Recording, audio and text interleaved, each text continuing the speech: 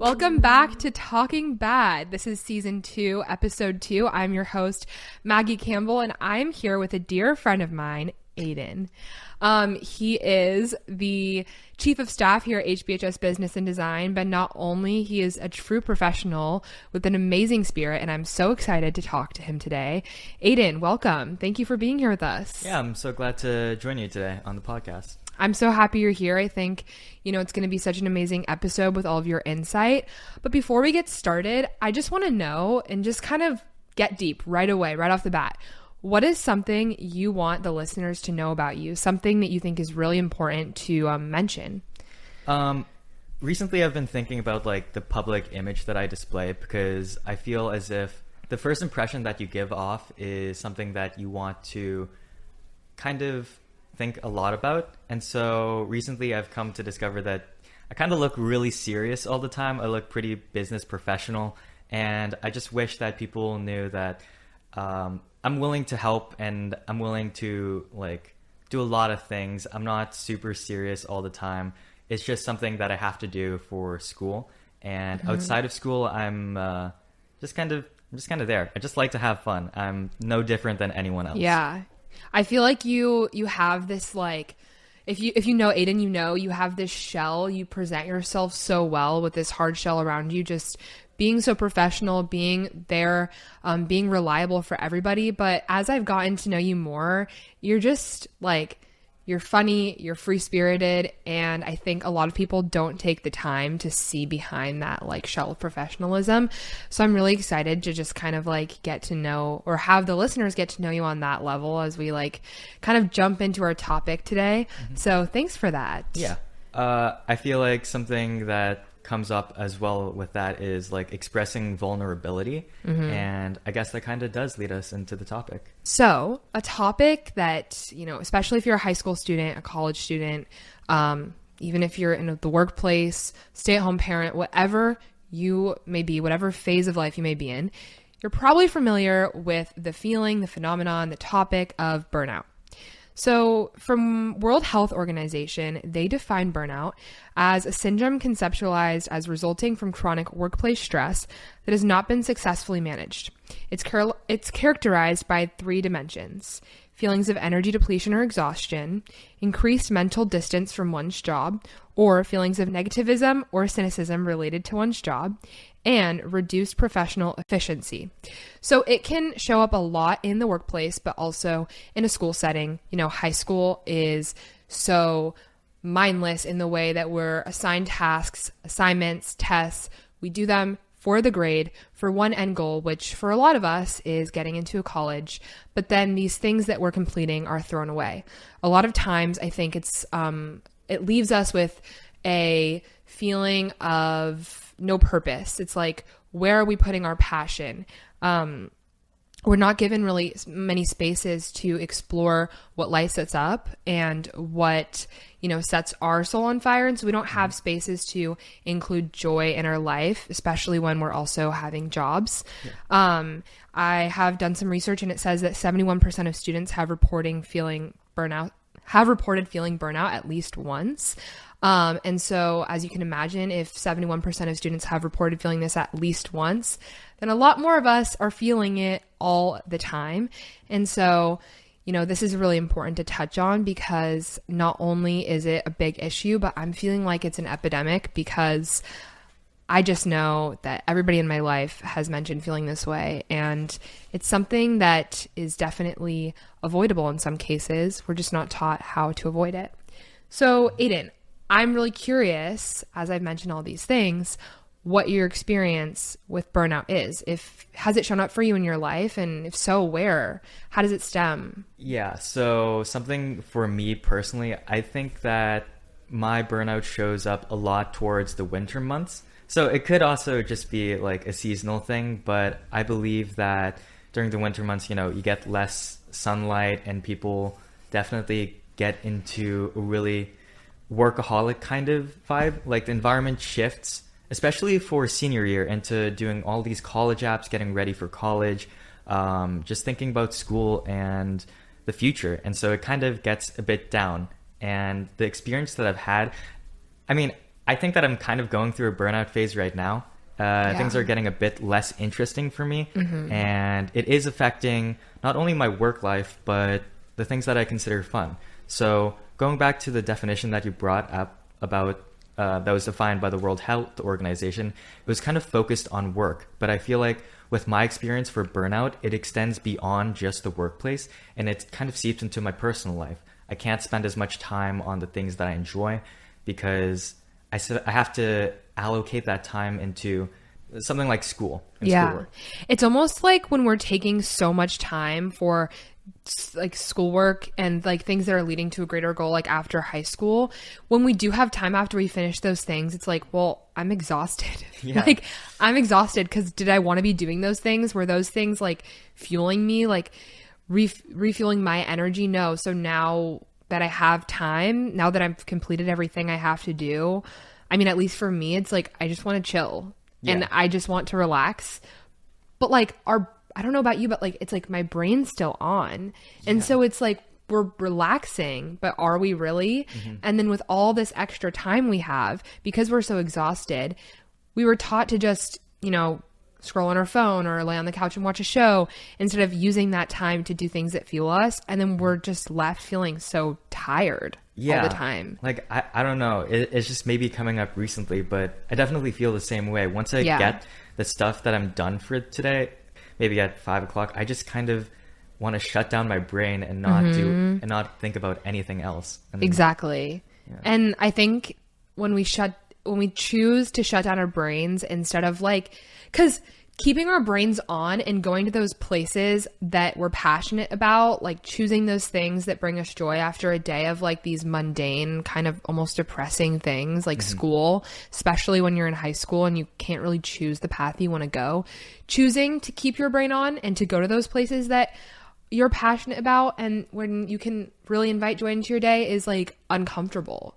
Like all you want to do is just kind of like ball up and like chill, but like choosing those things that you're passionate about is, I feel like, essential to exiting burnout. And so I'm wondering if there are steps that you take to kind of leave these little episodes of burnout and to invite more joy, more life into your days. Because I know, you know, it can all just start, you can feel like lethargic at some point. And so, so it's like, where can you find just these little snippets? I know it's one day at a time, but where can you find these moments of like joy and passion and bring them into your life? I would say that overall, the philosophy that I have regarding work and my life outside of it, I feel like I tend to go into the mentality of work hard, play hard.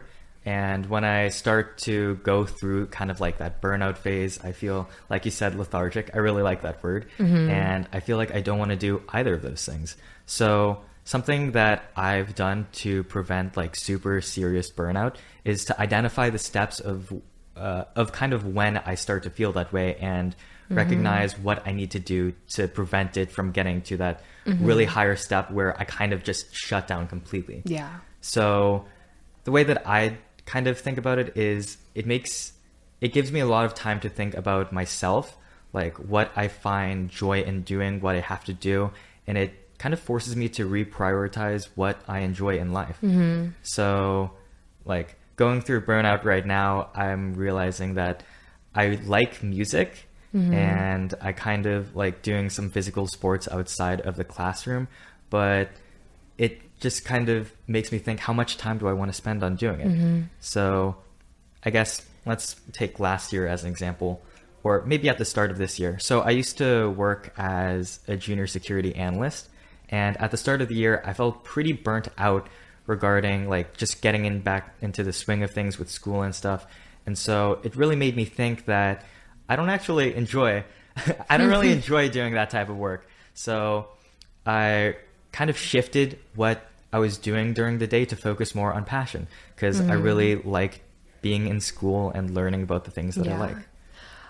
You mentioned like, you know, having this mindset of work hard, play hard, but not wanting to do either of those things. Something that I've been thinking about is like, it's this mindset shift, like you said, of, you know, you don't enjoy doing these things, but for me at least, like high school, do I enjoy it? No. Not most of it. No, I don't. Yeah, but that's pretty fair. But sometimes you have to choose to do the things you don't enjoy, not for a goal that doesn't apply to you, but almost it's revolutionary because you're choosing to do these things for your future self. Mm-hmm. So it's almost like, okay, if I work hard now, if I complete these things and I get everything off my to-do list for today and I don't put it off and I just take that action, I do it. And, you know, even when it's uncomfortable, then later on, I'm going to have the mental freedom to go explore these passions, because all of these little tasks and these mindless things that I absolutely hate aren't going to be in the back of my mind anymore. They're done. Yeah. Because I think in our brain, we have this idea of like, oh, when I find the thing I'm passionate about, life is going to be easy. Like, I'm just going to have fun all the time and I'm never going to be burnt out ever again. And it's not. Mm-hmm. It's not going to be like that. Life's hard. We're always going to have to do things we hate doing or we don't want to do. Mm-hmm. But it's like, when you mentioned that, like working hard and playing hard, it's like choosing to do those things you hate doing for your future self, for that later self that gets to go explore your passions. Because then it's like you actually are gaining something from it because your mind's not like eating at you like you should have done that earlier, mm-hmm. type thing. So I think that's really important to think about when we're talking about burnout, is like, how can I shift my mindset and make, you know, give myself a greater goal of doing those things I hate, because when you have that in the back of your mind, it's not as draining anymore. Yeah. So yeah, I don't know. I think that's something I've been thinking about a lot lately as well. Another question I had for you was, have you always had this feeling arriving in your life, or was there a time in your life, I mean, maybe it's middle school, maybe it's elementary, maybe it's beginning of high school, where things came easy for you? Because I know for me, I used to be really good at everything. Yeah. And all of a sudden, things got really hard. It's almost like that gifted kid burnout. So I think that a lot of people in high school kind of have that like gifted kid burnout syndrome, where they were really talented in middle school, elementary school, but as soon as they hit high school, or maybe even if it's just kind of a hard class, it kind of shuts you down, because it's such like an impenetrable wall. It's something that you haven't faced before. It's being like face to face with failure, kind of. And so I'd say that the biggest kind of hurdle that I've had was probably during Schwab's history class last year. So for quarter 3, I was in a group project with a couple other of my friends, and we failed. Like, we didn't follow through with the plan. It was really difficult to do, and we had a really serious pity party. And so like it was a really crappy time to be in. Like, for that entire week, it just kind of seeped into the other parts of my life. I was just thinking, damn, what could I have done better? And I think that the way that I overcame it is to realize that adversity is going to be everywhere. And I don't want to be that person that would give up after just something as minor as a school project. Mm-hmm. There are definitely bigger things in life. And if you can overcome that first hurdle, if you can overcome that wall of failure, you can kind of get to the other side and be that better person. You learn that, or at least I learned, that failure is a step to progressing further. Yeah. Also, when you're mentioning like, you know, this failure, I think a lot of times when we as people were really like, everything came easy to us when we were younger, and that changes when we grow up. It makes me think about, what does success mean without failure? Expecting yourself to be like great at everything and for everything to come easy to you is setting yourself up for disappointment. Mm-hmm. I know for me, like elementary and middle school, like things came really easy to me. And it was always just like, oh, I'm smart and I'm good at my classes, and yeah, no problem. And then as like late middle school and then now high school came around, it's like, I really have to put in that effort. But it's when you're not like number one at everything, I don't think anybody should expect themselves to be number one at everything. Yeah. But how we gain that like success feeling, I think, is from acknowledging the work we're putting in. and from turning failure into something beautiful, into a lesson. Yeah, definitely. Because without that failure, what is our success? Where are we learning? You know, anybody that you'll ever talk to who's very successful has failed. But it's like, instead of giving up and being like, God dang it, why am I not great at this? Why did I not just hit the jackpot on my first try? They innovated, they found new ways to do it. And I think that's where we find a lot of accomplishment, feeling of fulfillment.